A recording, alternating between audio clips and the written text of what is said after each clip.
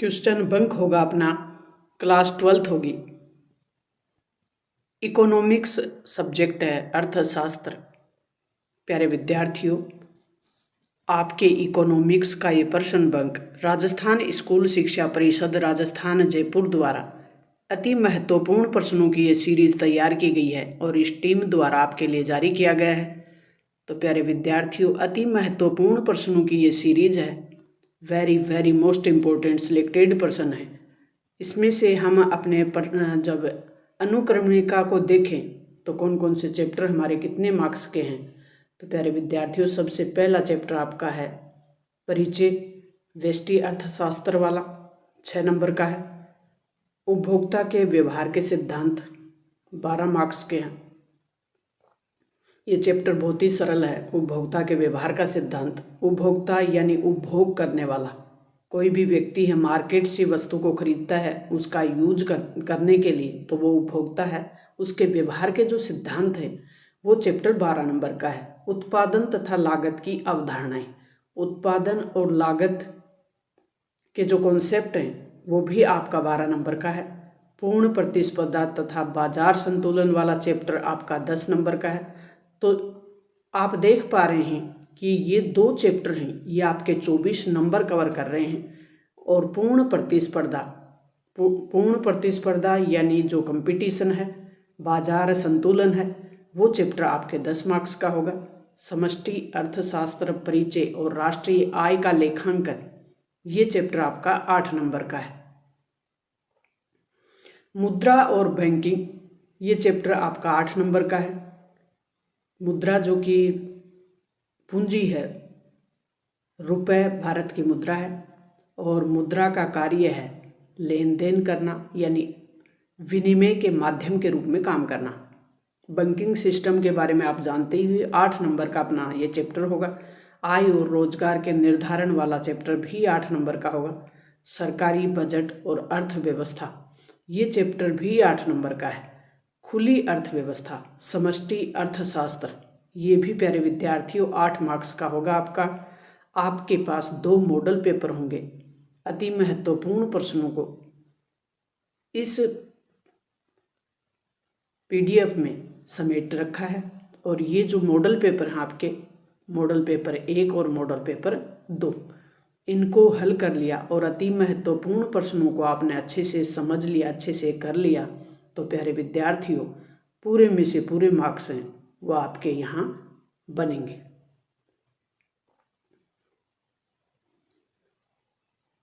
तो सबसे पहले चैप्टर के वस्तुनिष्ठ प्रश्न आपके सामने हैं। फिर आपके लघुत्रात्मक, अति लघुत्रात्मक प्रश्न होंगे, रिक्त स्थान वाले प्रश्न होंगे। अति लघुत्रात्मक के बाद लघुत्रात्मक प्रश्न है और दीर्घ उत्तरीय प्रश्न है। फिर आपके उपभोक्ता के व्यवहार और सिद्धांत वाले में वस्तुनिष्ठ प्रश्न। इसके बाद आपके अति लघुत्रात्मक और रिक्त स्थान वाले प्रश्न होंगे। फिर आपके लघुत्रात्मक वाले प्रश्न हैं। ये अति महत्वपूर्ण प्रश्नों की वेरी मोस्ट सिलेक्टेड प्रश्न है, उन्हीं की आपके सामने सीरीज है प्यारे विद्यार्थियों। उत्पादन और लागत वाले चैप्टर से वस्तुनिष्ठ प्रश्न ये बनेंगे।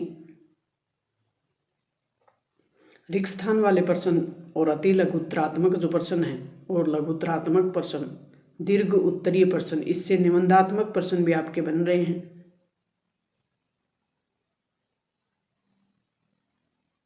पूर्ण प्रतिस्पर्धा वाला चैप्टर है, इससे वस्तुनिष्ठ प्रश्न आप देख पा रहे हैं। रिक्त स्थान वाले प्रश्न, अति लघुत्रात्मक प्रश्न, लघुत्रात्मक प्रश्न, दीर्घ उत्तरीय प्रश्न। इस चैप्टर से हमारे निबंधात्मक प्रश्न नहीं है। बाजार संतुलन, वस्तुनिष्ठ प्रश्न आप देख पा रहे हैं। रिक्त स्थान वाले प्रश्न, लघुत्रात्मक, अति लघुत्रात्मक, दीर्घ उत्तरीय प्रश्न, यहाँ से भी आप अपने निबंधात्मक नहीं है। समष्टि अर्थशास्त्र में परिचय में वस्तुनिष्ठ प्रश्न, रिक्त स्थान वाले अति लघुत्रात्मक और लघुत्रात्मक। राष्ट्रीय आय का लेखांकन से वस्तुनिष्ठ प्रश्न कौन से बन रहे हैं, ये रिक्त स्थान वाले प्रश्न हैं। अति लघुत्रात्मक में मूल्यह्रास क्या होता है, सकल घरेलू उत्पाद से आप क्या समझते हैं, मध्यवर्ती वस्तुओं की परिभाषा, मानवीय श्रम का पारिश्रमिक क्या है, और राष्ट्रीय परियोज्य आय को स्पष्ट कीजिए। अंतिम वस्तुएं कौन सी होती हैं? एक अर्थव्यवस्था के 3 क्षेत्र कौन से हैं? वो जो 10th क्लास में आपकी आर्थिक समझ वाली बुक है उसी चैप्टर के ये प्रश्न आपके बन रहे हैं। राष्ट्रीय आय की गणना की समस्या दीर्घ उत्तरीय प्रश्नों में। मुद्रा और बैंकिंग, भारत में करेंसी जारी कौन करता है? तो ये बड़ा ही प्यारा और सरल प्रश्न है, रिजर्व बैंक ऑफ इंडिया करता है।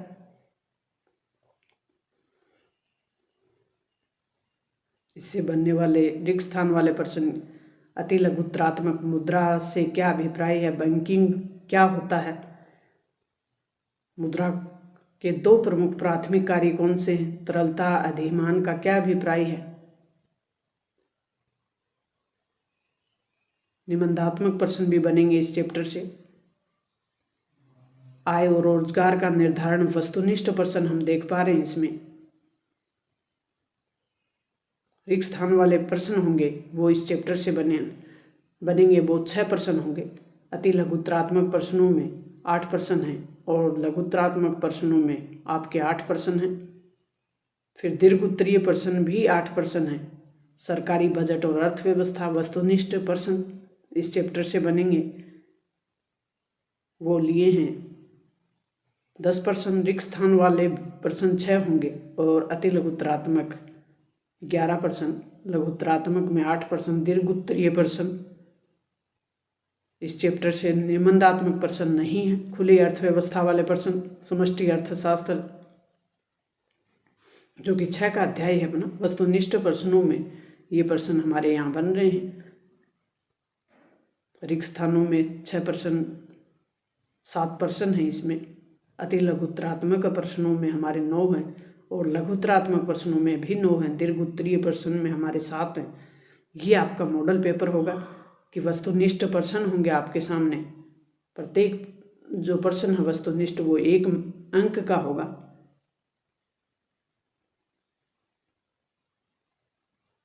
तो टोटल 15 प्रश्न वस्तुनिष्ठ होंगे और फिर अपने रिक्त स्थान वाले होंगे 7 प्रश्न। ये भी एक मार्क्स का ही होगा, 1 अंक का होगा। फिर अति लघुत्रात्मक होंगे और अति लघुत्रात्मक का प्रश्न भी 1 अंक का ही होगा। वो कितने होंगे?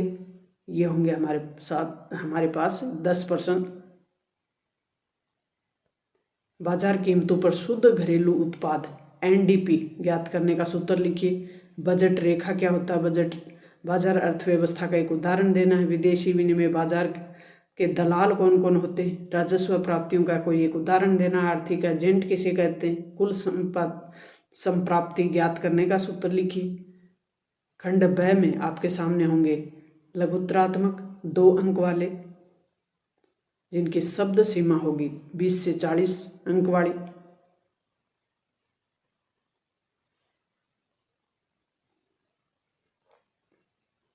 इसमें इस प्रकार से आपके प्रश्न होंगे। खंड स में दीर्घ उत्तरीय होंगे। 3 अंक का एक प्रश्न होगा अपना, 60 से 80 शब्दों की सीमा होगी। इसमें आपके अथवा का भी ऑप्शन होगा। जो प्रश्न आपको अच्छे से आ रहा है उस प्रश्न को आप करें। राजस्व प्राप्तियों तथा पूंजी प्राप्तियों को समझाइए। ये नहीं आ रहा तो ये करें। आपके अनुसार सरकारी बजट के किन्हीं उद्देश्यों को समझाइए।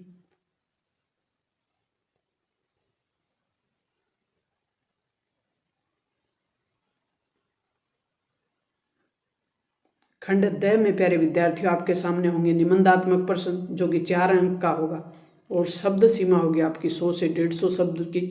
भारतीय रिजर्व बैंक द्वारा मुद्रा पूर्ति नियंत्रण के उपायों का वर्णन कीजिए। भारतीय रिजर्व बैंक है वो बैंकिंग सिस्टम पर किस प्रकार से नियंत्रण रखता है।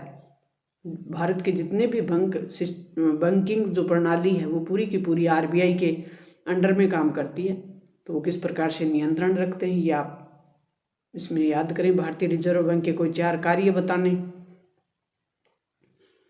आय में परिवर्तन के कारण बजट में होने वाले परिवर्तन को रेखा चित्र द्वारा समझाइए।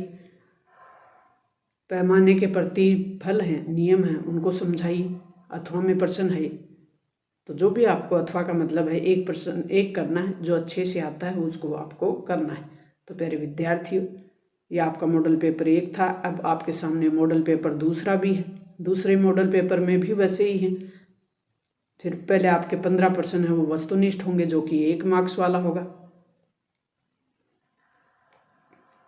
फिर आपके सामने रिक्त स्थान वाले प्रश्न होंगे।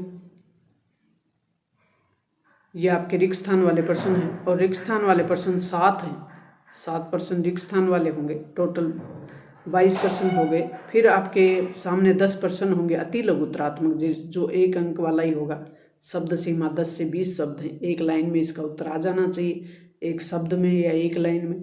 अंतिम वस्तु किसे कहते हैं? स्टॉक से आप क्या समझते हैं?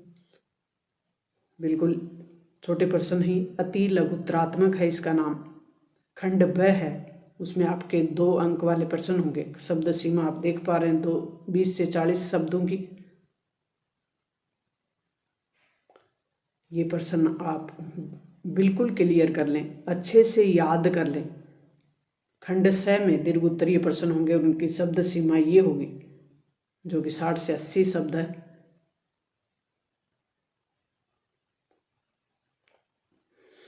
खंड द होगा, द में आपके निबंधात्मक प्रश्न होगा, जो कि 4 अंक वाला होगा। इसमें अथवा का भी ऑप्शन आपके पास होगा।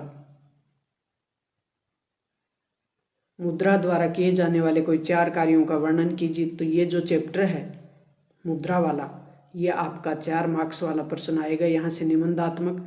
तो यहाँ से इस चैप्टर को अच्छे से याद कर लें, निबंधात्मक प्रश्नों को, और अपने 4 नंबर हैं वो पक्के कर लें। तो प्यारे विद्यार्थियों, मेरे द्वारा आप तक ये पहुँचाने का प्रयास किया गया। मुझे उम्मीद है कि आपके मार्क्स इम्प्रूवमेंट में ज़रूर मददगार साबित होगा।